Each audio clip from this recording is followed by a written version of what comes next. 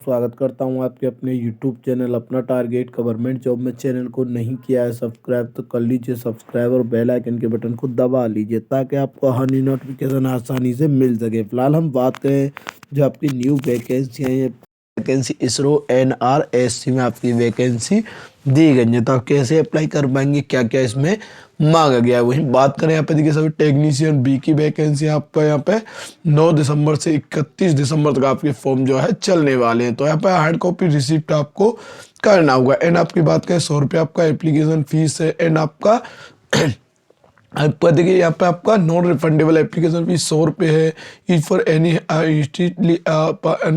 Informally 500 रुपये। तो यहाँ पे आप जो कैसे 18 से 35 साल एज मांगा गया है। SSLS आपका जो है एलिजिबिलिटी होगा। SSC 10th पास वाले, ITI NTC NAC वाले अप्लाई कर पाएंगे। एंड आप कैसे आवेदन कर पाएंगे वो मैं आपको बता दूँ। यहाँ पे टेक्नीशियन बी के लिए ITI वाले अप्लाई कर सकते हैं। तो ITI है आपके पास, या आपका SSLS है, आपका 10th है तो अप्लाई कर पाएंगे। तो सिलेक्शन प्रोसेस यहाँ पे दिया हुआ है। देखिए 80 क्वेश्चन होंगे, 1.5 घंटा होगा आपके पास। 100 क्वेश्चन आपका 0.33 का जो है नेगेटिव मार्किंग होगा, मतलब 1/3 का नेगेटिव मार्किंग दिया हुआ है। तो आप कैसे अप्लाई कर सकते हैं वो मैं आपको बता दूं। सबसे पहले आपको जाना होगा ऑफिशियल वेबसाइट पे। ऑफिशियल वेबसाइट का लिंक आपको डिस्क्रिप्शन में मिल जाएगा। तो इस तरीके का इंटरफेस खुल के आ जाएगा। यहाँ पे आपको दिखाई देगा सबसे पहले रजिस्टर। तो आपको रजिस्टर पर क्लिक कर लेना है। जैसे आप रजिस्टर पर क्लिक करेंगे तो थोड़ी देर लोडिंग चलेगा, तो आपका रजिस्ट्रेशन फॉर्म जो है खुल के आ जाएगा। तो रजिस्ट्रेशन फॉर्म इस तरीके का खुल के आ जाएगा। किस पोस्ट के लिए आप आवेदन करना चाहते हो, सबसे पहले आपको पोस्ट जो है सेलेक्ट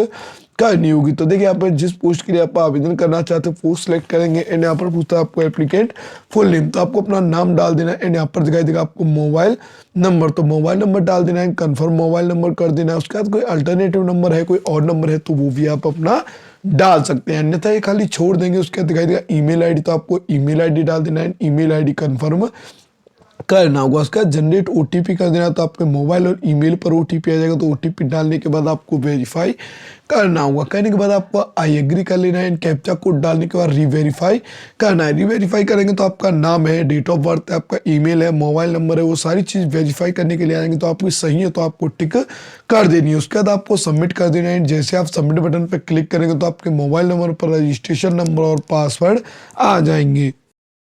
का इस तरीके का इंटरफेस खुल के आ जाएगा। तो यहाँ पे आपको गो टू एप्लीकेशन करना है। अगर आप मोबाइल से फिल कर रहे हैं तो आपको डेस्कटॉप मोड में करना होगा, क्योंकि डेस्कटॉप मोड में करेंगे तभी आप कर पाएंगे, अन्यथा आप अपना फॉर्म जो है फिल नहीं कर पाएंगे। तो यहाँ पे अपने डेस्कटॉप मोड में लगा देंगे तो आप जो इस तरीके का इंटरफेस आ जाएगा। यहाँ पे आपको इसको नीचे कर लेना है। वही पूछता है जेंडर मेल है या फीमेल है, वो आपको डालना होगा। एंड डेट ऑफ बर्थ में ईयर है, मंथ एंड आपका डेट है तो वो डाल देना है। एंड यहाँ पर आपको नेशनलिटी सिलेक्ट कर लेना है। Reservation category SC ST general किस कैटेगरी से बिलोंग करते हैं वो कैटेगरी यहाँ पर आपको डालनी होगी। देखिए जिस कैटेगरी से भी आप बिलोंग करते हैं, जैसे जनरल है, OBC है, वो कोई भी कैटेगरी हो आप अपना डाल सकते हैं। उसके बाद यहाँ पर आपको दिखाई देगा फादर्स नेम, तो वो आपको डाल देना है। एंड आपको दिखाई देगा मदर्स नेम, तो वो आपको यहाँ पर डाल देना है। डालने के बाद पूछता है आपको मैरिटल स्टेटस मैरिड है या अनमैरिड है, वो आपको डाल देना है। रीजन आपको डालना हुआ हिंदू मुस्लिम सिख ईसाई, तो वो आपको डाल देना है। एंड आपको नीचे दिखाई देगा एग्जाम सिटी, तो आपको 3 एग्जाम सिटी अपने हिसाब से डाल लेनी है जहाँ पे आपको अच्छी लगती है। पूछता है 40% विकलांग सर्टिफिकेट अवेलेबल है तो यस करेंगे, अन्यथा आपको नो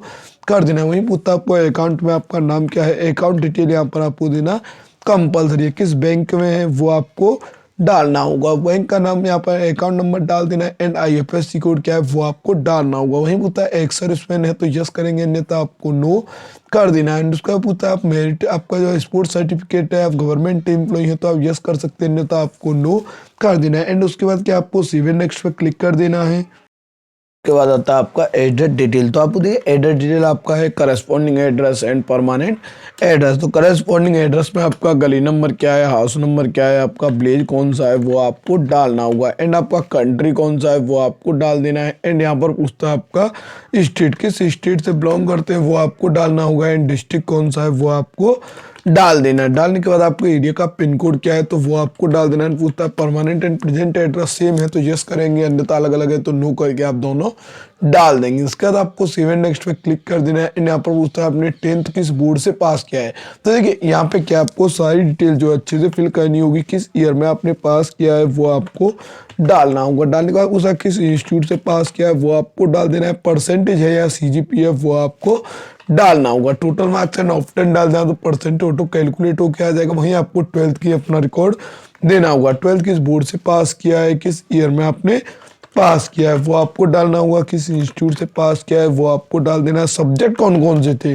तो यहाँ पे ऑल सब्जेक्ट जो है शॉर्ट में डाल सकते हैं आप। अगर ज़्यादा बड़ी है तो आप लॉन्ग में भी डाल सकते हैं। उसके बाद आपको यहाँ पे percent auto marks and total marks डाल देना है। परसेंटेज टोटल मार्क तो यहाँ पे आपका ऑप्शन कितना था, टोटल मार्क्स क्या है वो आपको डाल देना। परसेंटेज ऑटो कैलकुलेट होके आ जाएगा। उसका पूछता है ITI है या NTC है आपके पास वो आपको डालना होगा।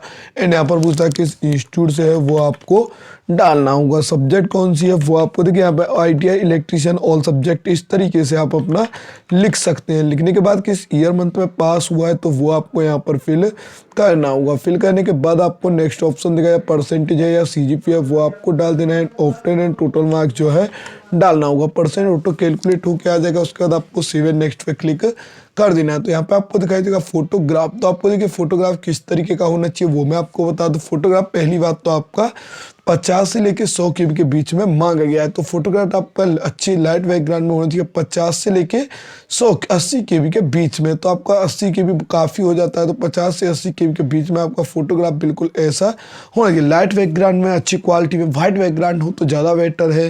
जिसमें वाइट बैकग्राउंड नहीं मांगा है, हालांकि कोई भी अपलोड हो जाता है कोई प्रॉब्लम नहीं होती, लेकिन आप वाइट बैकग्राउंड ही अपलोड करेंगे। व्यू करके चेक कर लेंगे। वहीं आपका सिग्नेचर है 50 से 100 KB के बीच में। तो आपको सिग्नेचर भी सेम पोजीशन में ही अपलोड करना होगा। तो यहाँ पे आप सिग्नेचर अपलोड कर देंगे तो फोटोग्राफ हो जाएगा, आपका सिग्नेचर हो जाएगा।